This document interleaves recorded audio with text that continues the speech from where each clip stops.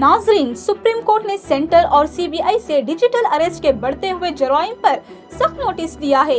ये एक नया साइबर फ्रॉड है जिसमें धोखेबाज खुद को पुलिस या जुडिशियल ऑफिसर जाहिर करते हैं और जाली कोर्ट ऑर्डर्स दिखाकर आम शहरियों से भारी रकम वसूल करते हैं। ये मामला उस वक्त सामने आया जब हरियाणा के अंबाला के एक बुजुर्ग जोड़े से ऐसे ही फ्रॉड के जरिए 1.5 करोड़ रुपए हथियाए गए। इस वाक़ये के बाद मुतासिरीन ने जस्टिस BR गवाई को खत लिखा, जिस पर सुप्रीम कोर्ट ने सुमोटो कार्रवाई शुरू की। जस्टिस सूर्यकांत और जस्टिस जयमाल्या बख्शी पर मुश्तमिल बेंच ने कहा कि ये जुर्म सिर्फ आम साइबर फ्रॉड नहीं बल्कि जुडिशियल सिस्टम पर अवाम के एतमाद पर बराह रास्त हमला है।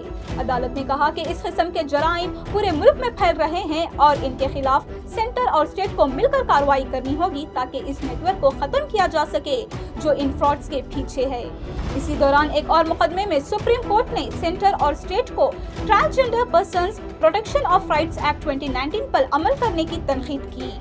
जस्टिस JB पर्दीवाला और जस्टिस R महादेवन ने कहा कि कानून बनने के बावजूद ख्वाजा सरा अफराद के साथ इम्तियाज खत्म नहीं हुआ।